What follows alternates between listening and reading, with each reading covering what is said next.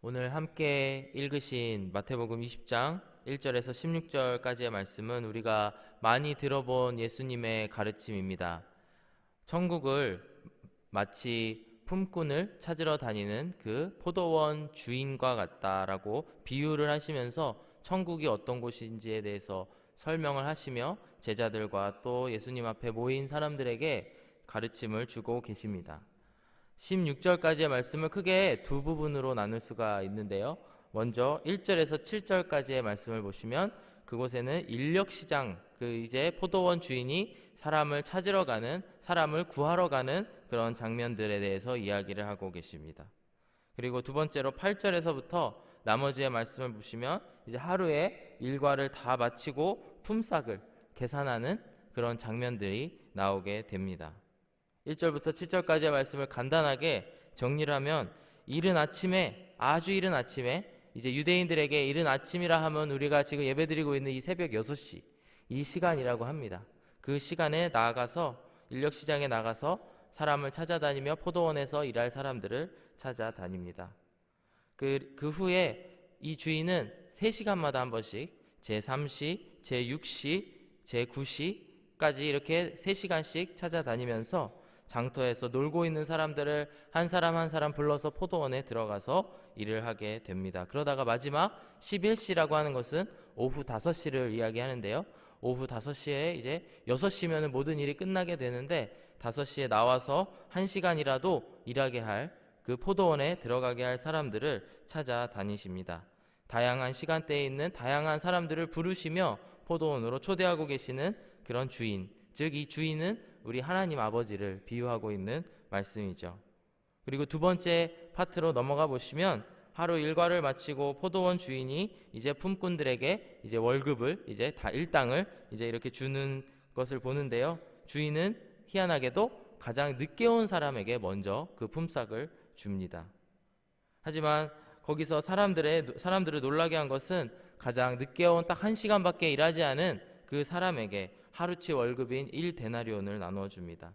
이후에 늦게 온 사람 순서대로 월급을 나눠주시게 되는데 모두 똑같은 1데나리온을 주시면서 어찌 보면 아침 일찍 이 새벽 시간에 고용이 돼서 그 포도원에서 일하게 된 사람들로 하여금 실망에 빠지게 됩니다. 이후 그 실망에 빠진 사람들과 포도원 주인과의 대화가 나오고 그 이야기가 마무리가 되게 됩니다.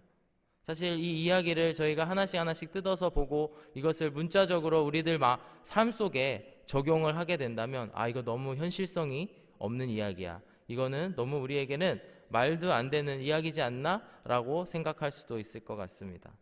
하지만 오늘 이 시간 우리에게 이런 말씀을 주시는 것은 하나님께서, 예수님께서 우리에게 가르침을 주시기 위함인데요. 그것은 뭐냐면 천국이 우리가 살고 있는 이 세상과 전혀 다른 곳이다 라는 것을 가르쳐 주고 계십니다.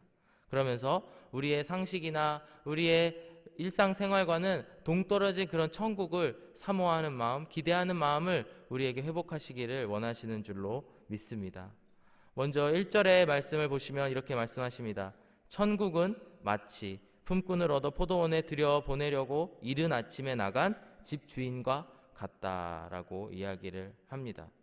그런데 이 구절을 저희가 자세히 보면은 조금 이해가 안 가는 곳이 있는데 첫 구절과 마지막 부분만 함께 보시면은 천국은 마치 그 다음에 집주인과 같다라고 말씀을 하십니다.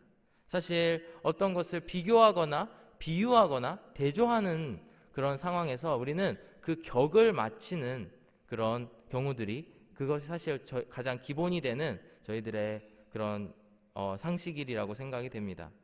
사실 어떻게 되면 천국은 어떠한 장소적인 의미, 그다음에 그런 공간적인 의미라고 할 수 있는데 그 천국을 마치 집주인, 어떠한 개인, 어떠한 사람, 물론 비유이기는 하지만 그 사람과 이렇게 비교를 하시면서 비유를 하시는 모습을 통해 좀 이상하다라는 생각을 하실 수도 있을 것 같습니다. 하지만 이 구절을 조금 더 묵상을 해보면 그 해답이 나오게 되는데요. 바로 하나님의 나라와 또 이 포도원 주인과는 엄청나게 큰 공통점을 우리가 찾을 수가 있는데 그것은 바로 같은 법칙에 의해서, 같은 원리에 의해서 통치되어지는 곳과 사람이다라고 하는 것입니다. 그 법칙은 바로 은혜의 법칙이고 또 하나님의 긍휼의 법칙이고 또한 관용의 법칙이 작용하고 있는 하나님의 나라와 또 그 하나님의 나라의 주인을 비유하고 있는 그런 모습들을 우리가 찾아볼 수가 있습니다. 또한 그것을 단순히 나라와 사람을 비교했다고 생각할 것이 아니고 그 나라의 주인 되시는 하나님과 그 하나님을 비유한 그 포도원 주인에 대해서 이야기를 하고 있는 것입니다. 사실 우리가 이 세상을 살아가면서 겪게 되는 어려움, 내적인 갈등들이 바로 이런 곳에 있는 것 같습니다. 우리는 이 세상에 태어나, 물론 우리는 죄인으로 태어난 것을 알고 있죠. 이제는 이 세상에 태어나서 다른 사람들과 그리 다르지 않게 이 사회 속에 물들어서 살아가고 있었습니다. 그러다가 어느 순간에 우리가 예수님을 만나게 되고 우리의 삶을 돌이켜서 하나님을 향해 그 천국의 법칙을 향해 나아가기로 결심하고 하나님의 부르심에 응답했던 순간들이 있으실 것입니다. 하나님께서는 우리를 부르셔서 우리에게 천국 시민권을 주셨고 우리는 한순간에 어찌 보면 이중국적자와 같은 그런 존재, 그런 위치, 그런 스테이터스를 갖게 되었는데 그러면서 이 세상에도 속하게 되고 하나님의 나라에도 속하게 되는 그런 상황 속에 우리 안에 어려움을, 마음속에 갈등을 겪게 되는 것 같습니다.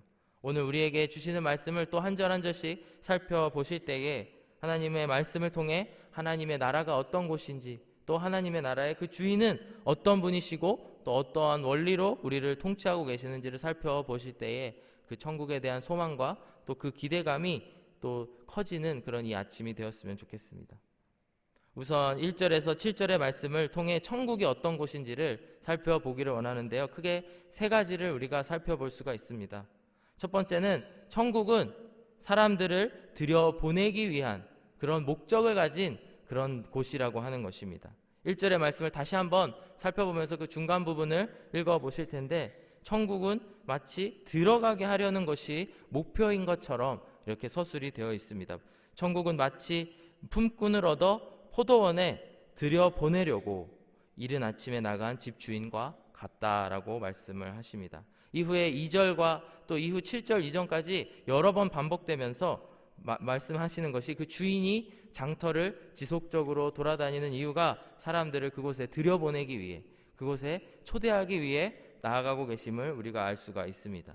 사실 이 세상의 원리 같으면 포도원 주인이 그 포도원에 사람을 들여보내고 일꾼을 들여보내는 것이 목적일 수가 없습니다. 오히려 이 사람이 얼마나 일을 잘하는지, 이 사람이 얼마나 가치가 있는지, 이 사람이 얼마나 나에게 유익을 줄지에 대해서 생각을 하지 몇 사람이, 얼마나 많은 사람이 들어오는 거에는 전혀 관심이 없는 것이 우리가 사는 이 세상입니다. 하지만 하나님의 나라는 그렇지가 않습니다.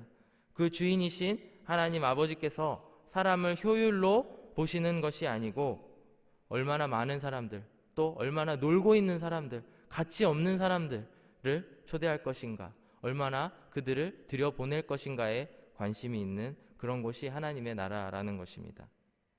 그것이 하나님께서 일을 허술하게 하시거나 그분의 기준이 낮아서일까요? 그렇지 않습니다.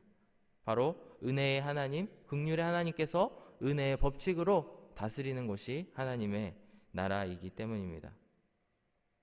또한 본문에서 이야기하는 천국은 두 번째로 이 나라에는 누구든지 들어갈 수 있는 나라라는 것을 볼 수가 있습니다. 본문을 보시면 다양한 시간대에 있는 사람들을 우리가 볼 수가 있는데 우선 첫 번째로 아침 일찍 고용된 사람, 어찌 보면은 그런 사람들은 세상적인 눈으로 보았을 때도 아주 가치가 있는 사람처럼 보일 수 있습니다. 1데나리온의 가치를 가진 사람, 1데나리온 하루 품삯을 주고 하루 종일 고용할 만한 사람들을 고용을 하십니다. 그 이후에 3시간마다 한 번씩 돌아다니시면서 이제 사람들을 초대하시는 그런 모습들을 보면 아주 무익한 사람들, 그 가치 있는 사람들과는 반대로 이제 오전에 고용될 만큼 가치가 있는 사람, 오후에 고용될 만한 만큼 가치가 된 사람, 그러다가 1시간 앞둔 상황에서도 고용되지 않는 그런 무익한 사람들까지 다양한 사람들을 하나님께서는 포도원 주인은 초대를 하시며 그 나라에, 그 포도원에 들어가기를 청하고 계십니다. 아무리 찾아도 그 메리트가 보이지 않는 사람들까지도 모두 그 하나님 눈에는 그들을 초대하는 그런 일들이 나타나게 되는데 또한 하나님께서 또 기준이 낮아서가 아니고 하나님께서 일을 못하셔서가 아니고 그것은 바로 그분의 은혜의 법칙이 통용되고 있는 나라라고 하는 것을 기억해야 됩니다. 마지막 세 번째로 이 나라는 모두가 들어갈 수 있지만 시간적인 제한이 있음을 우리가 볼 수가 있습니다. 8절 말씀을 보시면은 저물매 포도원 주인이 청지기에게 이르되 이러면서 품꾼들에게 품삯을 나눠주는 장면이 시작되는데 우리가 이 나라에 언제든지 하나님을 주인으로 고백하고 예수님의 제자가 되면 들어갈 수 있는 나라이지만 이곳에도 들어갈 수 있는 시간의 제한이 있음을 알 수가 있습니다. 사랑하는 여러분, 오늘 이 말씀을 통해서 우리가 천국에 대한 소망이 더욱더 자라났으면 좋겠습니다. 천국의 주인이신 하나님 아버지께서는 우리 모두를 부르고 계십니다. 여러분이 유능하든지 무능하든지 실패를 했든지 성공을 했든지 상관이 없이 하나님께서는 선하셔서 우리 모두를 부르시고 또한 우리를 처벌하지 아니하시기 위해 영원한 벌에 처하지 않게 하시기 위해서 우리를 사랑으로 긍휼로 이 시간 우리를 부르고 계시는 것을 꼭 기억하셨으면 좋겠습니다. 저는 이 말씀을 묵상을 하면서 약 10여 년 전에 저의 인생을 돌아보게 되었습니다. 여러분은 언제 처음으로 예수님을 영접하시게 되었습니까? 저는 제가 생각했을 때 고등학교를 졸업하고 이제 대학 진학을 준비하던 그 시기에 저는 예수님을 인격적으로 경험을 했습니다. 그 시기가 저에게는 인간적으로 가장 암울한 시기, 아무도 불러주는 곳이 없는 그런 시기였습니다. 고등학교까지 학교를 지내면서 나름 모범적으로 살아가면서 공부도 못하지 않았고 그렇다고 뭐 전교에서 막 몇 등하고 막 그런 건 아니었지만 늘 중간 이상 상위권 정도의 공부를 하면서 모범생으로 자라왔었습니다. 그런데 희한하게도 수능을 적당히 보고 또 적당한 대학교에 진학하기 위해서 그냥 그렇게 평범하게 살아가야지 하고 생각하고 있었는데 제가 지원하는 대학교마다 다 저를 받아주지 않는 것입니다. 제가 약간 분에 넘치는 그런 대학을 지원을 했더라면 나의 잘못이구나 생각을 할 텐데 여러 학교를 지원했는데 그 어느 곳에서도 한 군데서도 저를 받아주지 않는 그런 모습들을 통해 저는 낙담하고 좌절하고 인생의 희망을 찾지 못하는 그런 소년의 시기를 보내고 있었습니다. 오늘 6절과 7절 말씀을 보시면 주님께서 이렇게 물어보시지 않습니까? 너희는 어찌하여 종일토록 놀고 여기 서 있느냐? 저는 이 말씀이 너무나 제 마음속에 다가오는 그런 말씀입니다. 그리고 7절에서 그 품꾼들이 대답하는 일을 찾고 있는 사람들이 대답하는 것이 우리를 품꾼으로 쓰는 이가 없음이니이다. 사실 저는 그 시간에 어찌 할 바를 모르고 무엇을 해야 될지도 전혀 모르겠는 그런 좌절감 속에 빠져 있으면서 그저 서성이면서 제가 할 수 있는 것은 이제 재수학원에 가는 것밖에 할 수 있는 게 없었습니다. 그래서 그 학원에 가서 이 품꾼들은 그 장터에 서 있었다고 하는데 저는 거기에 이렇게 학생들 사이에 껴서 그 긴 급식소 줄에 서서 밥을 먹으려고 줄을 섰을 때가 가장 참담한 느낌을 가졌던 그런 시기였습니다. 그곳에서 정말 매일같이 눈물을 마음속으로 흘리면서 그런 하루하루를 보내고 있었는데 그 가운데 저에게 희망이 없을 때에 저의 주인이신 또한 천국의 주인이신 하나님께서 저에게도 찾아와 주셨습니다.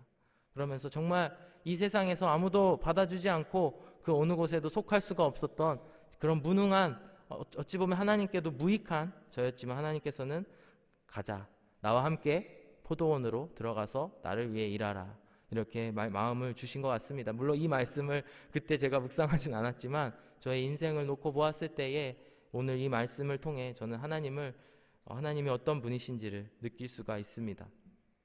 그 이후에 저의 상상을 초월하는 모든 방법과 수단으로 하나님께서는 저에게 대학 교육도 시켜주시고 이후에 신학교도 가게 해주셔서 지금 이 자리에 이렇게 쓰임받을 수 있는 은혜를 누리고 있음을 여러분 앞에 고백을 합니다.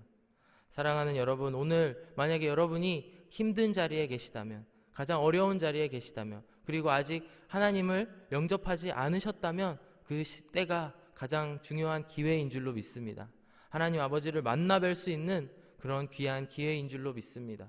오늘도 무익한 저희들에게 천국에 같이 가자라고 이야기하는 그 하나님 아버지의 그를 초대하시는 그 말씀을 받아들이시고 천국에 들어오시는 그런 모든 여러분들 되시기를 주의 이름으로 축복합니다.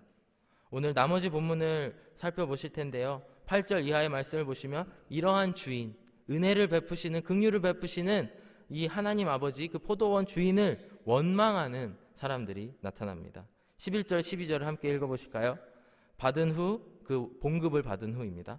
받은 후 집주인을 원망하여 이르되 나중은 이 사람들은 1시간밖에 일하지 아니하였거늘 그들을 종일 수고하며 더위를 견딘 우리와 같게 하였나이다. 이러면서 하나님을 원망합니다. 사실 이 말씀을 제가 읽어보았을 때에 저는 제 마음속에 나는 그래 오후 5시에 불러주신 그런 사람 같은 무익한 그 정도로 무익한 사람이야 라는 생각이 있기 때문에 정말 이 사람들을 놓고 보면서 아유 저러면 안 되지, 왜 사람들이 저러지 라는 생각을 처음에는 하게 되었습니다.